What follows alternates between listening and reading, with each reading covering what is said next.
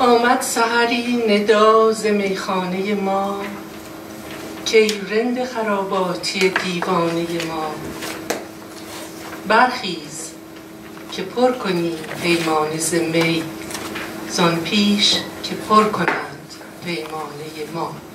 خیام. Je sais que vous êtes très intéressé à écouter le parcours de professeur Simon.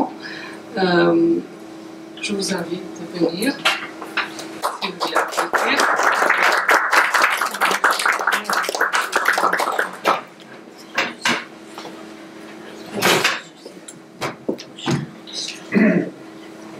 سلام به همگی. اسم من تبسم، قبل از اینکه بگم سیمون، تبسم مجلسی اسم منه و خیلی خوشحالم که امشب خانم انزلچی و اسوسیاسیون کلچور لیبر این اوکازیون رو به من میدن که بتونم براتون راجع به کار تحقیقاتی که میکنم براتون بتونم صحبت کنم. از قبل باید منو ببخشید که نمیتونم همش رو به فارسی بگم.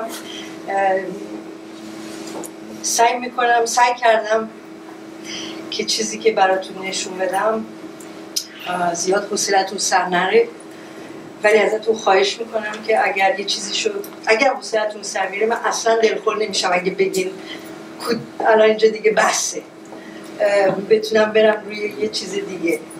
خواهش میکنم تعارف با من نکنید و به من بگید اگر که یه چیزی اگه به نظرتون احتیاجی که من بیشتر راجبش صحبت کنم، چون ممکنه یه چیزایی سخت‌تر باشه، چون خیلی تکنیکه.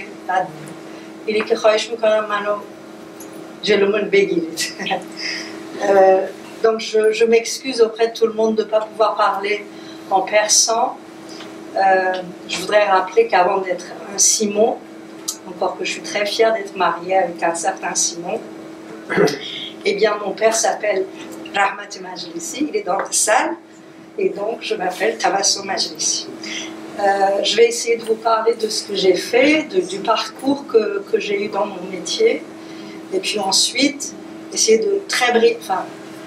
de vous raconter un tout petit peu les résultats de ma recherche, en espérant qu'elles soient intéressantes et qu'elles vous plaisent. Bien entendu, j'ai essayé d'être le plus simple possible, le plus amusant possible, mais c'est pas forcément un boulot très amusant. Et donc, si jamais ce que je vais vous dire est fatigant ou pas clair, je serais très heureuse et vraiment très contente si vous ne faites pas de Torof et que vous m'arrêtiez en me disant est-ce que tu peux m'expliquer un peu plus. Voilà. Madame Anzelici a déjà expliqué en long en large ce que je fais, mais voilà, je vais vous parler de mon curriculum vitae. Elle l'a déjà dit, mais elle m'avait demandé de le faire, donc je l'ai préparé. J'ai fait mes études primaire et une partie de mon parcours de lycée en Iran. D'abord dans une école qui s'appelle Malika et ensuite dans un lycée français qui s'appelle Damien Sanveroisi. Et puis à partir de la classe de première, je suis allée à Londres, au lycée français de Londres pendant une année. Et puis ensuite j'ai eu mon bac à Paris, pas très loin d'ici d'ailleurs, dans un lycée qui s'appelle le lycée Molière. Et puis ensuite, je me suis inscrite en première année de médecine, ici à Paris, en fait dans la même faculté où maintenant je suis professeure de médecine. C'est très amusant de retrouver les mêmes amphis dans lesquels j'ai été étudiant et où maintenant je suis devenue âgée à enseigner à d'autres. Donc voilà, ensuite en 96, j'ai fini mes études de médecine et puis donc j'étais docteur en médecine à ce moment-là, mais j'ai voulu aller plus loin parce que ce qui m'intéressait beaucoup c'était la recherche et donc j'ai fait ce qu'on appelle tout un parcours pour avoir ce qu'on appelle un doctorat de sciences, donc qui n'a rien à voir avec un doctorat de médecine, mais un doctorat de sciences, ce qui passe par un parcours de master, ce qu'on appelait à l'époque un DEA, et puis ensuite une thèse. Et en même temps, j'ai fait un parcours des diplômes en plus, notamment de statistique, parce que quand vous faites de la recherche, vous devez pouvoir faire des analyses et vous devez essayer de comprendre l'analyse. Donc j'ai fait aussi un petit peu d'un diplôme qui s'appelle le César pour savoir un peu des stats. Et puis donc j'ai eu ma thèse de sciences en 2002 et à ce moment-là j'ai commencé à m'occuper d'une plateforme déjà de recherche qui s'appelait l'unité de recherche clinique.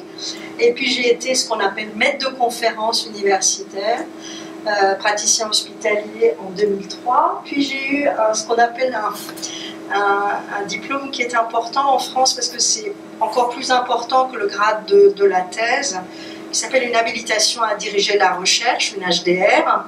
Et ça, c'était en 2007. Et puis en 2009, j'ai été nommée professeur de médecine en pharmacologie médicale. Toujours dans la même université, à l'université Pierre-Marie Curie, c'est l'université Paris 6, et mon hôpital, comme vous l'avez dit, c'est l'hôpital Saint-Antoine.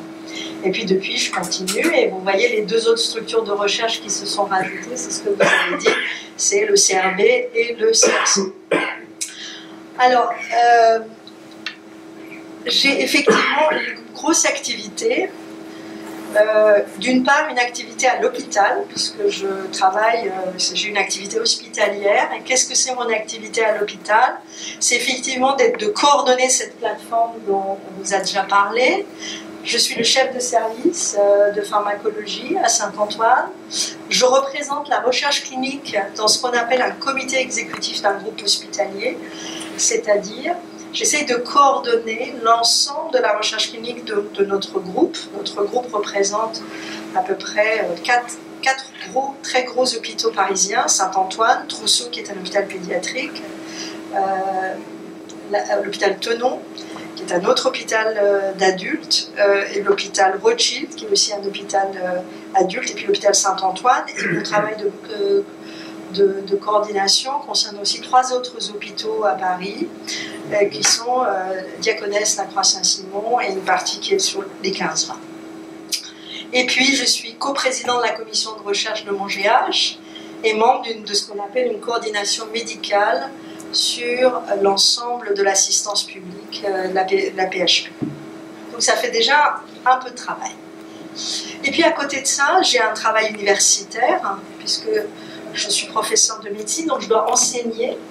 Et donc j'enseigne aux étudiants de médecine. Et en même temps, je suis responsable, je coordonne un master pour des jeunes gens qui voudraient faire des métiers de la recherche clinique. Et donc, ça a 2 parcours. Un parcours pour les médecins et un parcours pour les scientifiques, les pharmaciens. Et je m'occupe des 2. Et puis, j'ai un certain nombre de DU que je coordonne, que je ne vais pas vous développer parce que ça va vous fatiguer. Et puis, comme on vous a dit, j'ai effectivement maintenant une implication internationale parce qu'après avoir été élu comme vice-président de la Société européenne de pharmacologie et thérapeutique, ils ont eu la gentillesse de vouloir faire en sorte que je sois président. Donc maintenant, je suis présidente de cette société européenne, et ça pendant 2 ans. Et donc ma présidence se terminera cette année d'ailleurs, fin juin, lors du congrès de la pharmacologie qui va être à Prague, en Tchéquie. Et puis je fais de la recherche pour moi. Vous l'avez dit, un certain nombre d'essais cliniques et d'études, dont je vais essayer de vous en dire un mot, donc je ne vais pas y venir combien. Et puis, tout ce travail de recherche, jusqu'à présent, ça représente à peu près 171 articles internationaux dans lesquels j'ai travaillé. Et ça a été publié dans beaucoup de journaux, dont des journaux qui sont très connus dans le milieu médical, parce qu'il s'agit de New England, Lancet, JAMA, Nature, Medicine, etc., etc. Alors pourquoi est-ce que je m'occupe beaucoup, enfin mon travail de recherche en clinique concerne la recherche clinique dans le domaine cardiovasculaire, en gros le cœur. Alors pourquoi est-ce que je m'intéresse au cœur et pas... là je vous parle de mon travail de recherche personnel, pas ce que je fais pour aider les autres camarades au niveau de l'hôpital, mais le mien. Alors pourquoi? Eh bien tout simplement parce que la maladie cardiovasculaire en Europe, ici je vous ai montré, vous m'excuserez, c'est en anglais, mais c'est pas grave, c'est juste ici vous avez les causes de décès en Europe chez les hommes et chez les femmes. Ici chez les hommes, ici vous voyez les femmes, à peu près une femme sur deux meurt en Europe d'une maladie cardiovasculaire. Donc c'est beaucoup plus que le cancer, toutes causes confondues. Les femmes pensent qu'on meurt plus de cancer du sein ou des cancers d'origine gynécologique, mais ce n'est pas le cas. On meurt beaucoup plus de maladies cardiovasculaires. Et pour les hommes, ça représente en Europe 40%. Donc c'est quelque chose de très fréquent et donc qui continue malgré tous les efforts qu'on fait. Donc il faut encore travailler dessus et donc il y a matière à discuter et à faire de la recherche. Alors qu'est-ce qu'on appelle maladie cardiovasculaire?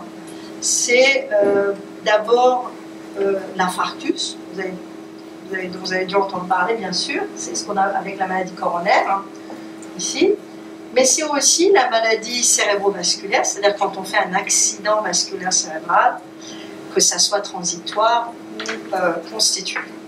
Et puis ça peut être aussi tout ce qui est ce qu'on appelle les maladies des artères périphériques, c'est-à-dire ça peut être dans le ventre, ça peut être dans les jambes, etc. Ce que les gens appellent l'artérite des membres inférieurs, par exemple, c'est une maladie des artères périphériques.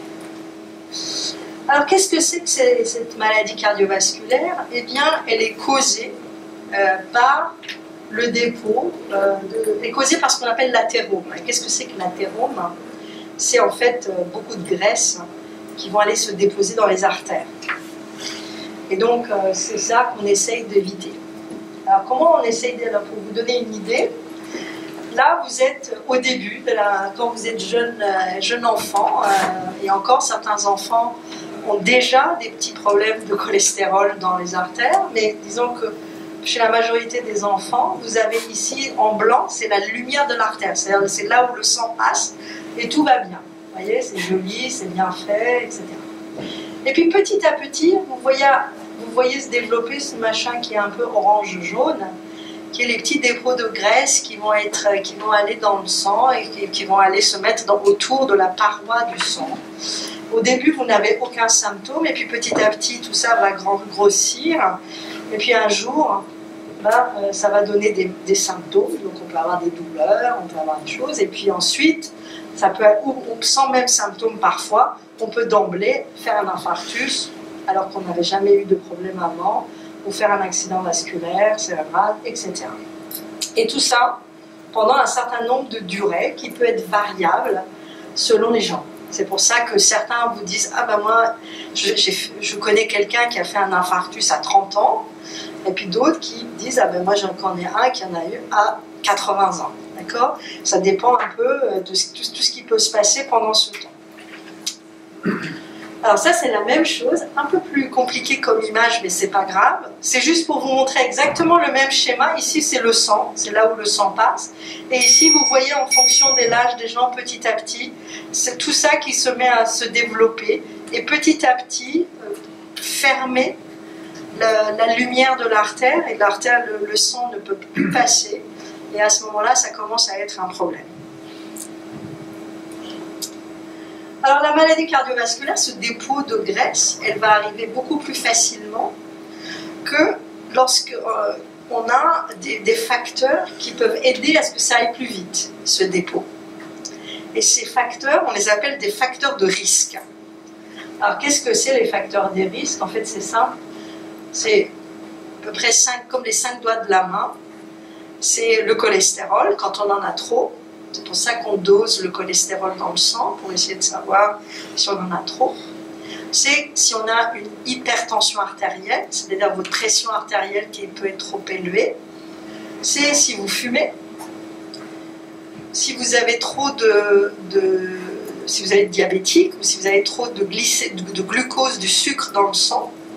Et puis si vous êtes trop gros. Et en particulier quand on dit le surpoids, on parle de surpoids, le gros ventre. C'est pas bon d'avoir des gros ventres. Et vous voyez que le pauvre cœur ici, quand il voit arriver tout cela, et plus ils sont nombreux, plus ces facteurs vont être nombreux, plus ça va être dur pour ce pauvre cœur d'agir. Ce qui veut dire, si par exemple on a un seul problème, un seul facteur de risque, évidemment c'est moins grave que si on en a 4. Et donc il faut essayer de tout faire pour réduire au maximum les nombres de ces facteurs de risque. Alors qu'est-ce qu'on peut faire ? Par exemple, pour éviter l'obésité, et c'est un des problèmes qui arrive de plus en plus, notamment avec les jeunes enfants, parce qu'ils se mettent devant l'ordinateur et ils mangent des chips, des hamburgers et des coca et des glaces, ne font pas beaucoup de sport, et petit à petit on voit arriver de plus en plus d'obésité chez les enfants. Eh bien, il faut faire attention à donner un régime alimentaire qui soit correct. Évidemment, il ne faut pas fumer, ça va de soi. Et si jamais on fume, il n'est jamais trop tard d'arrêter de fumer. Il ne faut pas se dire « Ah, mais c'est trop tard, ça fait déjà 20 ans, à quoi ça sert maintenant, j'ai déjà les artères bouchées ». Non, à n'importe quel moment, c'est mieux d'arrêter de fumer que de continuer. Et arrêter de fumer va diviser votre risque de faire un accident cardiovasculaire par 2. Donc c'est beaucoup. Vous voyez, donc si vous fumez, quel que soit le nombre de cigarettes, arrêtez. L'autre chose, évidemment, c'est l'hypertension artérielle. Il faut faire attention au régime alimentaire et en particulier le sel. Il ne faut pas saler les aliments sans avoir, parfois on voit des gens qui sont en train de... On leur apporte quelque chose au restaurant ou même à la maison, avant même d'avoir goûté pour savoir si c'est salé ou pas. Ils commencent déjà à saler leur aliment. Il faut habituer les enfants à ne pas manger trop salé dès le départ, comme ça ce genre de problème arrive moins souvent. Et puis il faut bouger. Il ne faut pas rester bouger, c'est-à-dire marcher, ne pas prendre tout le temps la voiture, prendre si on doit prendre par exemple le métro, essayer de prendre le métro une station plus tard, si on doit prendre le bus pareil, de prendre le temps de bouger et de faire du sport, parce que le sport permet au cœur de se muscler et d'être mieux. Et comme je vous ai dit, il faut avoir un régime alimentaire qui soit équilibré. Alors tout ça, parfois suffit pas, et les gens font des accidents. Et donc, un des problèmes majeurs, c'est évidemment l'infarctus au niveau du cœur, qu'on appelle l'infarctus du myocarde. Alors, qu'est-ce que c'est que cet infarctus du myocarde? Vous voyez, on a ici dans la lumière, là, je ne sais pas si vous voyez, ici c'est l'artère avec les dépôts, et petit à petit, ces dépôts, et ça c'est l'infarctus quand il arrive et qu'il est constitué, avec un caillot qui va venir boucher, et cet infarctus va être provoqué par ce caillot de sang qui va boucher une artère qui alimente le cœur. Et donc, à ce moment-là, lorsque l'infarctus arrive, ce qui est très important, c'est d'aller très vite, très vite, pour essayer de déboucher ce caillot, enlever ce caillot, de telle sorte que le sang continue à aller dans le cœur pour alimenter ce qui est derrière. Et donc, c'est très important parce que sinon l'infarctus peut s'élargir et c'est pas bon et ça sera difficile après de récupérer. Alors qu'est-ce qu'il faut faire si on a des douleurs? Eh bien, il faut téléphoner tout de suite. Alors on peut évidemment, les gens peuvent appeler les médecins, leur cardiologue, aller en clinique, au service des urgences ou directement dans les hôpitaux. Mais le mieux, c'est d'appeler immédiatement. On a en France cette chance qui est extraordinaire, parce que ça n'existe pas dans beaucoup d'autres endroits et beaucoup de pays nous l'envient, y compris aux États-Unis par exemple, où ce système n'existe pas. Ils ont dans les autres endroits en Europe ou aux États-Unis, ils ont évidemment des services d'urgence et des ambulances, mais ils n'ont pas le système de SAMU, c'est-à-dire des médecins qui sont dans les camions prêts à intervenir, et ça ils ne l'ont pas, et ça c'est une chance extraordinaire pour ce pays. Donc il faut appeler le SAMU, et le SAMU, ça veut dire prendre le téléphone et faire le 15. C'est très simple, 1-5, et vous avez quelqu'un au bout du fil qui à ce moment-là peut, en fonction de ce qu'il entend et en fonction de la maladie, décider ce qu'il faut envoyer, des pompiers, du SMUR, etc. Voilà, donc le SAMU. Et à ce moment-là, tout le travail, c'est pour essayer, comme un plombier, quand vous avez Si vous êtes, votre évier est bouché, ben, qu'est-ce que vous faites? Il faut déboucher l'évier. Ben, c'est pareil pour le cœur, il va falloir déboucher immédiatement le caillot. Et ça, il y a deux façons de faire. Soit on le fait ce qu'on appelle une angioplastie, c'est-à-dire on essaye de dilater l'artère, soit on fait ce qu'on appelle une thrombolyse, c'est-à-dire on injecte un produit en intraveineux qui va essayer dissoudre le caillot. Voilà, l'angioplastie. Et l'autre, la thrombolyse qui peut être faite même dans le camion du SAMU. Alors qu'est-ce que c'est qu'une angioplastie? Ici vous avez les artères du cœur, vous voyez, il est bouché ici. On va mettre un ballonnet, et puis après on dilate le ballonnet, puis on l'enlève, et on garde ici ce qu'on appelle ce stent. Alors pour vous donner une image, je ne sais pas si vous arrivez à voir, mais ici, là, quand on fait une coronarographie, c'est-à-dire une radio de toute l'artère coronaire dans le cœur, normalement, si tout va bien, on doit avoir la même chose comme ça, bien normal, bien fait, partout dans le cœur. Et ici, on voit tout de suite que l'artère est rétrécie parce qu'il est bouché. Vous voyez, ici, il est tout bouché. Et qu'est-ce qu'on fait? On va mettre le ballonnet ici, il est là, c'est pour ça qu'on ne voit pas derrière ce qui se passe. Ensuite, on enlève le ballonnet, on dilate, c'est ce que je vous ai essayé de vous montrer, et après, vous voyez que le sang passe. Et donc, on rétablit en fait la circulation normale dans le cœur. Puis une fois qu'on a eu l'infarctus, ou une fois qu'on n'a pas eu d'infarctus mais qu'on a eu la maladie, à ce moment-là, on donne un certain nombre de médicaments qu'on va devoir prendre pour certains pendant toute sa vie et pour d'autres pendant un temps plus court. Et ces médicaments sont très importants évidemment pour essayer d'éviter que l'infarctus revienne ou que d'autres pathologies liées à la maladie cardiovasculaire reviennent. Alors, qu'est-ce que c'est? C'est les antiagrégants. C'est ce que, par exemple, c'est une association aspirine plus un antiagrégant type Plavix, par exemple. On donne des statines qui va éviter, je dis ces mots parce que peut-être c'est des médicaments que vous connaissez, parce que vous en prenez, et qui va éviter les dépôts de cholestérol. On peut vous donner ce qu'on appelle des inhibiteurs de l'enzyme de conversion pour protéger la paroi du cœur. On donne d'autres bêta-bloquants qui évitent qu'on fasse ce qu'on appelle des arythmies et des courts-circuits électriques dans le cœur. Et en même temps, on vous demande de faire avoir une meilleure hygiène de vie, évidemment d'arrêter le tabac si jamais vous fumez au moment où vous avez fait votre repas, et puis de faire un peu d'exercice. Le problème, et ça c'est vrai pour les médicaments pour le cœur, mais c'est vrai en général en médecine, c'est qu'on donne des tas de médicaments, mais ça ne marche pas forcément chez tout le monde. D'accord? Et ça, je suis sûre que vous n'avez pas besoin d'être médecin pour l'avoir vécu. Hein? Vous voyez parfois des médicaments qui ne peuvent pas marcher, ou marcher chez certains, ou donner des effets indésirables chez certains et pas chez d'autres, etc.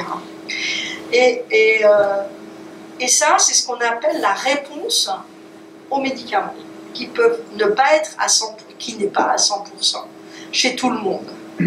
Alors pourquoi? Et ça fait partie des recherches dans lesquelles j'essaye de comprendre pourquoi est-ce que les médicaments marchent différemment chez les uns et les autres et comment faire pour trouver le bon médicament chez le bon malade. Quand on donne des médicaments pendant très longtemps, quand on a donné des médicaments, on donnait des médicaments, le même médicament à tout le monde de la même façon. Comme si tout le monde était comme ça, pareil, exactement pareil, habillé pareil, même taille, même tête, exactement la même chose, d'accord? Évidemment, c'est pas vrai. On n'est pas tous comme ça. Il suffit de nous regarder, voilà. Il y en a qui sont plus petits, d'autres qui sont plus gros, d'autres qui ont des très minces. Certains boivent de l'alcool, d'autres sont des enfants. Il y en a qui sont enceintes. Il y en a qui sont plus âgés que d'autres. Il y en a qui sont musclés, d'autres ne le sont pas. Autrement dit, on est tous différents. Et donc, les médicaments ne peuvent pas. Il n'y a pas de raison. Donc, si on réfléchit bien, que le médicament marche pareil chez tout le monde, alors qu'on est différent. Et en plus de tout ça, il y a aussi la pollution, il y a l'environnement dans lequel on est, il y a la façon dont on mange et on boit. Et quand je dis bois, c'est pas forcément de l'alcool, hein. mais ça peut être de ce qu'on boit, par exemple, certains jus de fruits peuvent avoir des impacts sur l'effet des médicaments chez certains et pas chez d'autres. Et en plus de ça, on a nos gènes, c'est-à-dire l'hérédité qui fait que chez certains, on peut être on peut répondre différemment à tel ou tel médicament en fonction de notre gène, de nos gènes. Et ça fait partie aussi des recherches que je fais. Autrement dit, la réponse aux médicaments est très variable, peut être variable en tout cas, elle n'est pas toujours variable, mais elle peut être variable, et cette variabilité, elle dépend de tous ces éléments dont je vous ai parlé, de l'environnement, et aussi de la maladie, et aussi de la génétique. Et ça, c'est quelque chose d'exceptionnel, extraordinaire comme découverte. Quand on a commencé à travailler, je parle dans le monde, hein, je ne parle pas de moi, mais dans le monde, quand les gens ont découvert l'impact de la génétique, qu'est-ce que c'est, les chromosomes, combien on en a, les gènes, on a vous voyez, 3 milliards de paires de bases, et sur ces 3 milliards de paires de bases, il y a 1 pour 1000 qui peuvent entraîner des variations. Alors 1 pour 1000, c'est pas beaucoup, mais 1 pour 1000 sur 3 milliards, ça fait beaucoup. Et donc à ce moment-là, ça vous donne une idée du champ de recherche qu'il faut faire. Et donc l'idée, et c'est par exemple ce qu'on fait beaucoup en cancérologie maintenant, mais aussi dans d'autres pathologies, où on essaye de faire ce qu'on appelle une médecine personnalisée, ou plutôt une médecine de précision, c'est-à-dire, on essaye, ici, vous pouvez imaginer nous tous, là, face aux médicaments. Et la réponse est aux médicaments. Certains sont verts, rouges. Qu'est-ce que ça veut dire? Ceux qui sont rouges, à cause de leur génétique, par exemple, ce seraient des patients pour qui le médicament ne va pas être efficace et en plus va donner des effets indésirables. Donc ça, c'est la pire des situations, d'accord? Médicament qui ne marche pas, non seulement il ne marche pas, mais en plus, il vous rend malade. Donc ça, c'est évidemment pas bien. Mais ça peut être aussi un médicament qui marche, mais qui vous rend malade parce qu'il donne des effets indésirables. Ou alors, il ne marche pas, il n'est pas efficace, mais il ne donne pas de problème indésirable. Donc ça ne sert à rien non plus. On veut un médicament qui marche avant tout. Ou alors, le meilleur des cas, c'est quand on est tout vert, c'est-à-dire c'est à la fois ça marche, et ça ne donne pas trop d'effets indésirables. Donc, en médecine, on ne cherche pas à trouver... Enfin, on cherche évidemment, dans le meilleur des cas, d'avoir des médicaments qui soient efficaces et qui ne donnent aucun effet indésirable. Mais ce qu'on essaye de réfléchir, c'est de trouver des médicaments qui ont le meilleur rapport entre leurs bénéfices et leurs risques. D'accord? C'est en fait ce qu'on fait, pas simplement en médecine. On fait ça tous les jours, mais sans se rendre compte. Je prends un exemple. Le matin, quand on se lève, on pourrait se dire, bon, moi je veux aucun risque, je veux qu'il m'arrive rien. Donc peut-être que pour qu'il m'arrive rien, je vais rester au lit. Comme ça, il ne va rien m'arriver, je suis au lit. En fait, si vous restez tout le temps au lit, ben vous allez être malade. Pourquoi vous allez être malade? D'abord parce que vous allez avoir des maladies du cœur, mais en plus de ça, vous pouvez avoir des escarres. Et puis après, vous avez des infections, vous allez mourir dans votre lit. Donc c'est pas bon de rester au lit. Puis après dire, bon ok, je vais me lever, et puis je vais descendre, et puis je vais aller prendre le métro. Mais il peut y arriver des tas de choses. Vous pouvez tomber dans les escaliers, il peut vous arriver des tas de choses. Mais malgré ça, vous le faites quand même. Alors pourquoi vous le faites? Parce que, sans même réfléchir, vous le faites parce que ce que vous allez faire, ça vaut le coup de le faire. Malgré le risque de tomber dans l'escalier, etc., vous avez pris le risque. Aujourd'hui, vous avez pris un risque en venant ici. Hein, vous pourriez tomber dans les escaliers en descendant pour venir à l'association. Bon, vous êtes venu quand même, et je vous remercie parce que vous vous êtes peut-être dit, ça vaut le coup, je vais aller écouter ce que les deux conférenciers vont dire. Voilà. Donc dans la vie, on le fait tout le temps ça. On prend tout le temps des risques. Se marier, par exemple, c'est un risque. D'accord? Se marier. Ne pas se marier du tout, c'est aussi un autre risque, se retrouver tout seul. D'accord? Donc tout ce qu'on fait, manger est un risque, ne pas manger est un risque. Donc on prend tout le temps des risques. Donc il ne faut pas avoir peur du risque. Ce n'est pas le risque qui est embêtant, c'est le rapport entre quel bénéfice par rapport à ce risque. Et c'est tout le travail qu'on fait en pharmacologie. Donc Pour aller vite maintenant, mon travail, ça a été en partie, beaucoup de mes travaux sont dans l'infarctus grâce à un programme qu'on appelle FastMI, qui en fait, c'est pas moi qui l'ai fait, c'est un de mes amis les plus chers qui s'appelle le professeur Nicolas Danchin, qui est à l'hôpital Georges Pompidou et qui est le coordonnateur de FAST, et moi je co-coordonne FAST avec lui. Donc nous sommes deux. J'aurais voulu qu'il y ait sa photo ici, mais croyez-moi, c'est un homme charmant, imaginez-le ici souriant. C'est quelqu'un d'exceptionnel et c'est avec lui que je travaille. Donc ce programme, c'est tous les 5 ans, on met en place une étude en France, dans tous les centres qui reçoivent l'infarctus, des patients qui ont eu un infarctus, et ensuite on va les suivre pendant 10 ans pour savoir ce qu'ils sont devenus. Bon, je ne vais pas vous montrer tout, mais c'est juste pour vous montrer un exemple ici, en 2015, donc vous voyez, tous les 5 ans, 2015, voilà, partout en France, en fonction de la grosseur des sérons, c'est le nombre de centres et de patients qui ont été inclus. Et pour vous donner une idée, en 2015, il y avait 204 centres qui ont inclus pendant un mois, ça dure un mois. Pendant un mois, certains centres peuvent faire 2 mois, et on a eu plus de 5000 malades qui ont été inclus dans cette étude à ce moment-là, et qu'on va suivre pendant 10 ans. Alors, tous ces programmes a donné plus d'une centaine d'articles et de travaux de recherche. Je ne vais pas tous les détailler, mais juste pour vous montrer les différents journaux dans lesquels ils ont été faits. Et vous donner juste 2-3 exemples pour pas que vous soyez trop fatigués.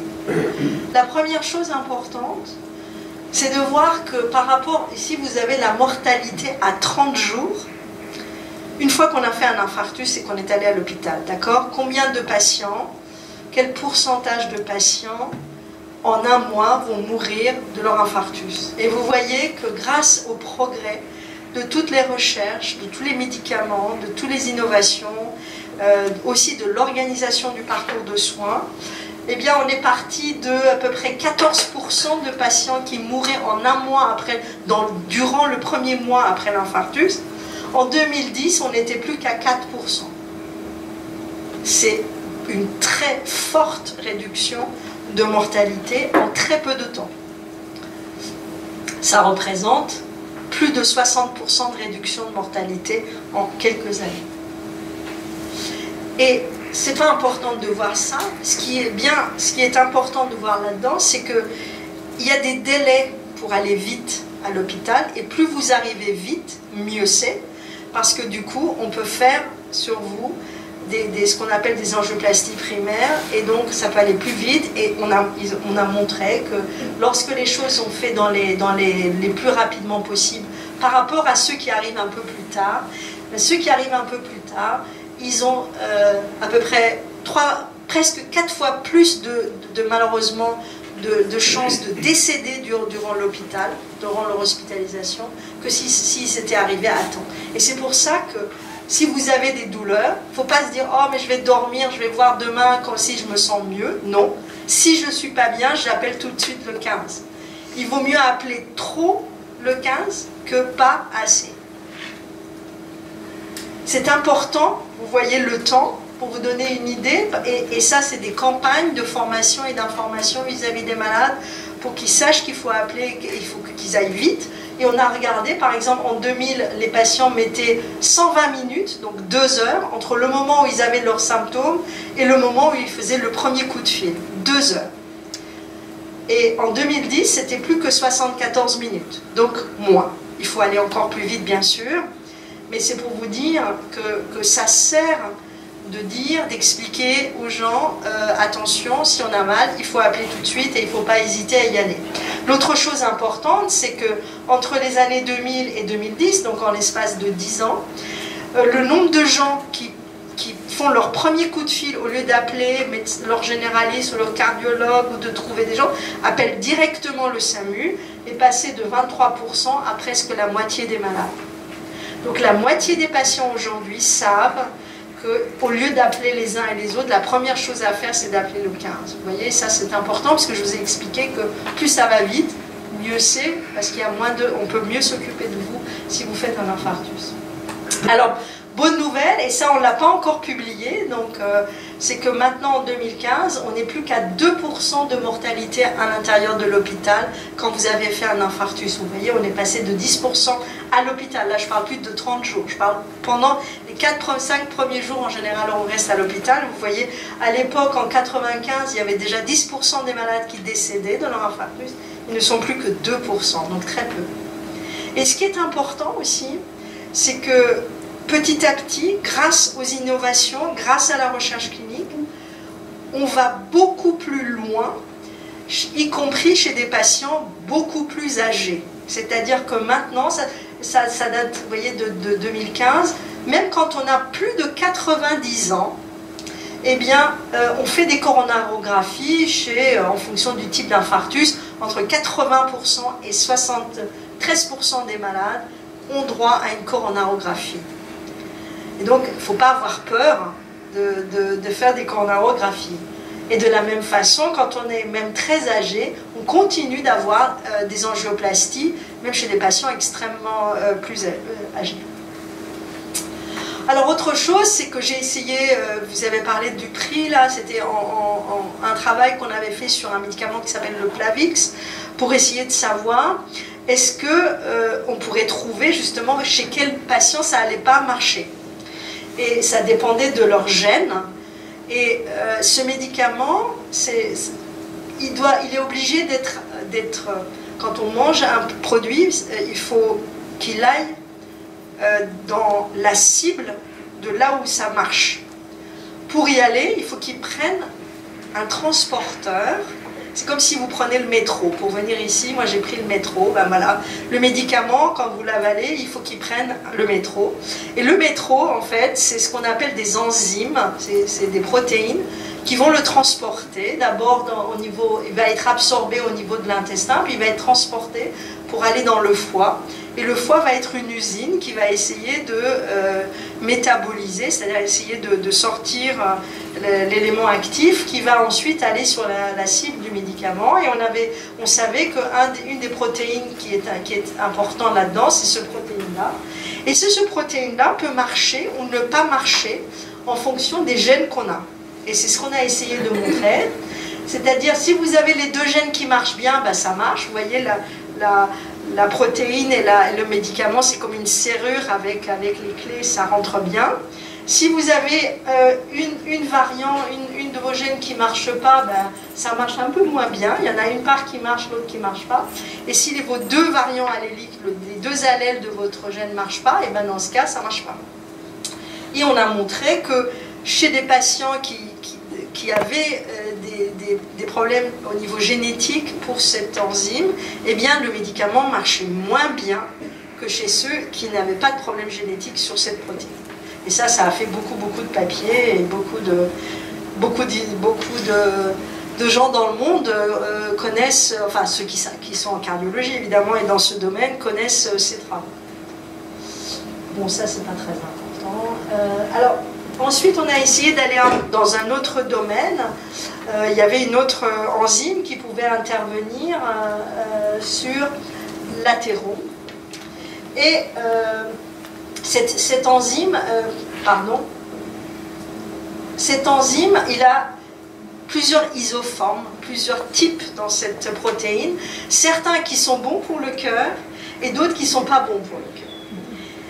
Et ce qu'on a essayé de faire, c'est on a montré que si on a quelque chose qui peut jouer sur cette enzyme de manière totale, c'est-à-dire à la fois sur la partie qui protège, mais en même temps sur la partie qui ne protège pas, eh bien le risque, c'est que ça ne va rien faire sur le cœur et ça va être ni bon ni mauvais. Et ça, bon, ok, donc ça ne montre pas grand-chose, on n'est ni bon ni mauvais, mais c'était très important. Pourquoi? Et c'est ce qu'on a publié.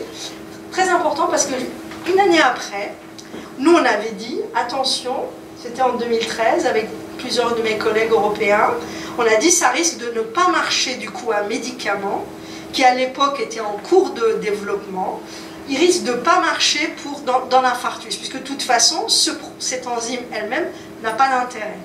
Effectivement, c'est ce qui a été montré par d'autres un an après. C'est qu'un médicament qui était en cours de développement, ben, ils ont montré que ça ne marchait pas. Ce qu'on disait un an avant. Une autre recherche pour vous montrer que ça peut aller vraiment dans toutes les choses, c'est qu'il y avait des médicaments qui étaient donnés pour le psoriasis, qui est une maladie de peau, des médicaments pour des psoriasis très sévères. Et ceux qui ont un psoriasis très sévère sont aussi à risque de maladies athéromateuses et à risque de maladies cardiovasculaires. Ces médicaments pouvaient diminuer une interleukine qu'on appelait IL-17. Et que si jamais on n'avait pas assez d'IL-17 quand on fait un infarctus, ben c'est pas bon pour la maladie cardiovasculaire. Et donc du coup, c'était embêtant parce que ces médicaments qui étaient donnés pour le psoriasis pouvaient avoir du coup, en diminuant cette fameuse IL-17, pouvaient donc aggraver le risque de faire un jour un infarctus. Et un an après, il y a eu ces produits ont été retirés du marché pour des problèmes de risque. Donc en conclusion, voilà mon travail, avec beaucoup d'autres bien entendu. Je m'intéresse à la recherche, j'ai essayé de vous montrer à quoi ça sert la recherche et pourquoi ça me passionne. Eh bien ça sert parce qu'on va mieux soigner les malades. Et si on vous propose de faire de la recherche, il faut participer à la recherche parce que vous êtes extrêmement bien suivis, vous êtes très protégés, on s'occupe bien de vous, beaucoup plus même que quand vous êtes dans le cadre du soin standard. Ça permet d'améliorer nos connaissances, ça permet aussi aux malades d'avoir un accès beaucoup plus précoce, beaucoup plus vite aux produits qui sont innovants. Parce qu'avant d'arriver sur le marché, il faut déjà les évaluer. Et donc nous, notre travail de recherche, c'est de travailler sur ces produits avant qu'ils arrivent sur le marché. Et puis ça permet parfois de changer carrément la pratique médicale, d'amener des nouveaux médicaments ou de nouveaux dispositifs médicaux. Et puis ça permet évidemment pour notre pays, ici la France en l'occurrence, à renforcer à l'échelle internationale la compétitivité d'un pays, sa notoriété et sa visibilité, et puis encourager l'emploi bien entendu. Avant de dire merci, je voudrais dire encore une fois, puisque mes parents sont dans la salle, que quand on arrive au niveau où on arrive, quel qu'il soit, petit, grand, on ne fait jamais rien tout seul. Et que si je suis ce que je suis, en partie, il y a une partie qui est due à moi-même, il y a beaucoup de volonté, beaucoup de travail, bien entendu, mais il y a aussi énormément de choses qui sont dues à ce que mes parents m'ont apporté quand j'étais petite. Donc je leur remercie. Voilà.